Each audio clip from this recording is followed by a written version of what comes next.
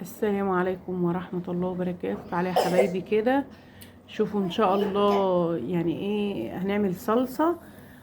احلى نوع صلصة. بصوا الطماطم يا جماعة جميلة ازاي، بسم الله ما شاء الله عليها، حاجة زي العسل وحاجة يعني مفيش احلى من كده اهي. بصوا طماطم جميلة قوي وموسمها دلوقتي. انضف طماطم تلاقوها دلوقتي، لان بعد دي يا حبايبي هيبقى موسم القوطة البلدي، ما بتبقاش حلوة. لكن دي يعني ايه من اجود انواع الطماطم اهي. بصوا بسم الله ما شاء الله عليها، حاجة ولا احلى من كده اهي.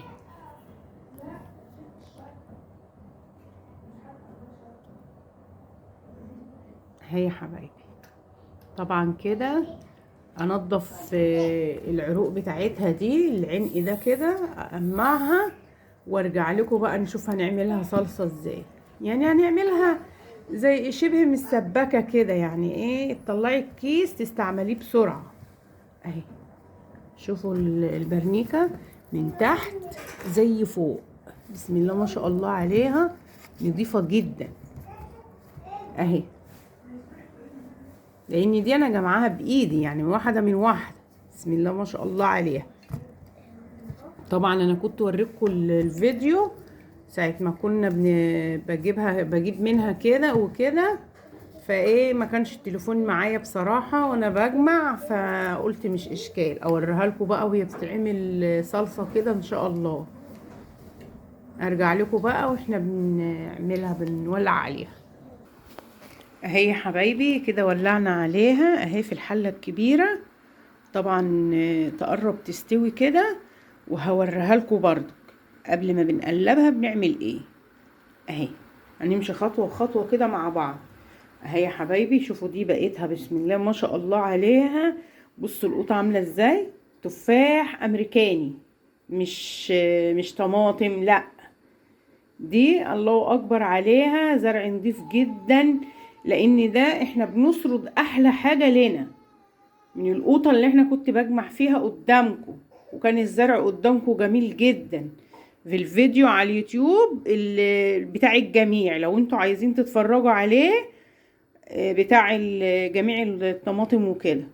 وهي طبعا ديت يعني اللي بيجمع بقى كله مش زي بعضه يا حبايبي، انتوا عارفين بقى في اطفال وفي معانا كده ما بيبقوش عارفين يجمعوا حلو. بصوا دي يعني ايه خضرة شوية مخوطة، دي تقعد معايا بالعشر ايام وبال15 يوم ما مش هيحصل لها اي حاجة، انا عارفة لان انا بجمعها وعارفاها اهي. دي طبعا كده مش هحطها على الصلصة بقى، لان يشوفوا اللون ده من ده يا حبايبي. بصوا في فرق كبير اهو. بصوا دي من دي اهي. طبعا اللي هتنفع معانا صلصة بنعملها، واللي تنفع معانا ان احنا نخليها لحد ما تحمر، هي بتحمر بره خارج التلاجة، لكن لو حطيتيها في التلاجة ما بتحمرش قوي اهي.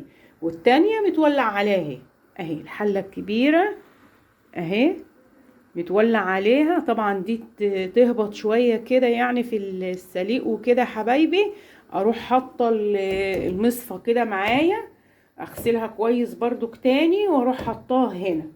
طبعا قبل ما اضربها في الخلاط وافرمها ارجع لكم بقى ايه معاكم تاني عشان اوريها لكم خطوة بخطوة اهو يا حبايبي. كده الطماطم بعد ما استوت معانا بصوا اهي، بصوا اهي ثبت القشرة خالص اهي.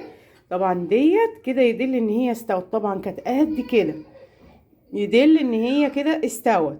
طبعا انا كده عاملاه من امبارح يا حبايبي، عشان ايه الخلاط بتاعي برضك ما يبص، عشان ايه مش مثلا عشان اعمل لي حبه صلصه بقى احرق الخلاط والكلام ده كله، لا احنا مش عايزين برضك، عايزين نعمل حاجه حلوه وما يكونش فيه خساير اهي. بصوا بصوا الميه اهي، بصوا يا حبايبي اهي. هصفي انا الميه في حاجه زي كده، زي دي كده في طبق، وهوريها لكم برضو الميه دي. الميه دي لو انا فرمت بها كده يا حبايبي القوطة هتبقى يعني ايه، هتبقى يعني حادقة كده، ومش هتبقى مسكرة في الطبيخ، لان المية دي هي اللي بتنزل الاملاح بتاعت الطماطم وكده. ودي بقى لو عندك حوض مطبخ استانلس ودلقتيها كده فيه وبحتة سلكة كده صبنتيه، هيبرق، هيبقى قشطة، لان القوطة اصلا بتنضف الاستانلس. اهي يا حبايبي بصوا، هصفي المية دي وارجع لكم بقى تاني، وقبل ما افرمها برضو اوريكم المية انا صفيت مية قد ايه. اهي يا حبايبي كده انا صفيت الطماطم خالص، بصوا ما عادش فيها ميه، يعني بصوا حاجه بسيطه جدا اهي. بصوا ما عادش زي الاول كنت تملى المغرفه كده تتملي في ثانيه، دلوقتي كده ما عادش. بصوا بقى اللي انا صفيته كده يا حبايبي، هي دي الميه دي بتهيأ لكم ان هي حمرا، لكن لا بصوا اهي، شوفوا صفرة ازاي، هو ده المطلوب.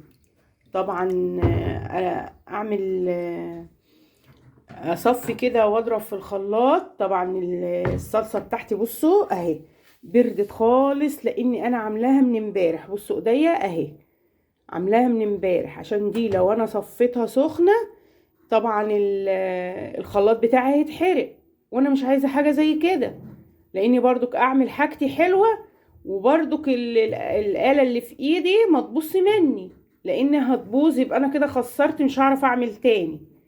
لا الواحدة الشاطرة اللي تعرف الحاجة تتعامل معاها ازاي، وبرفق، يعني معلش هي آلة حديد بس برفق كده معاها عشان الحاجة ما تبص.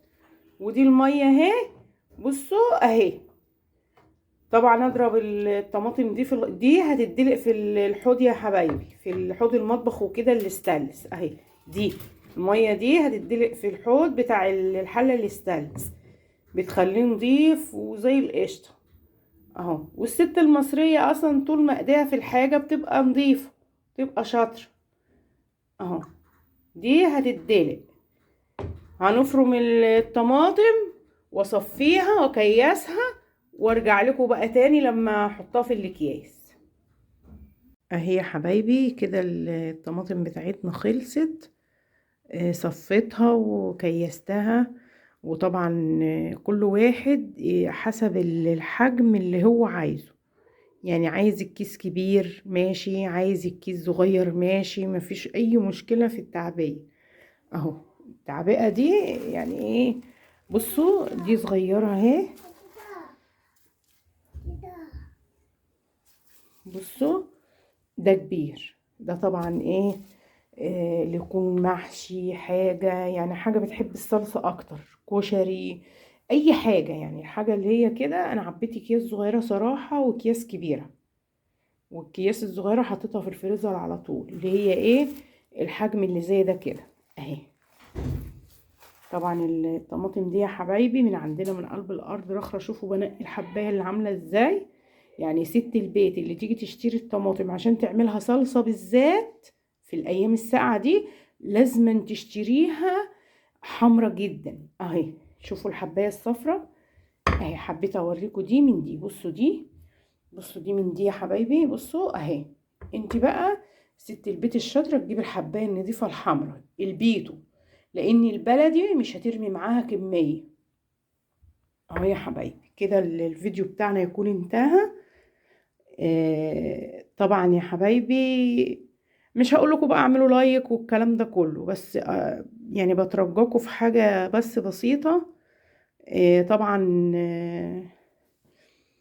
فضلا وليس امرا، ان انتوا تفكوا الاشتراك، تلغوه وترجعوا تشتركوا من جديد عشان يوصلكوا كل جديد مع يوميات ام اسلام بنت الريف.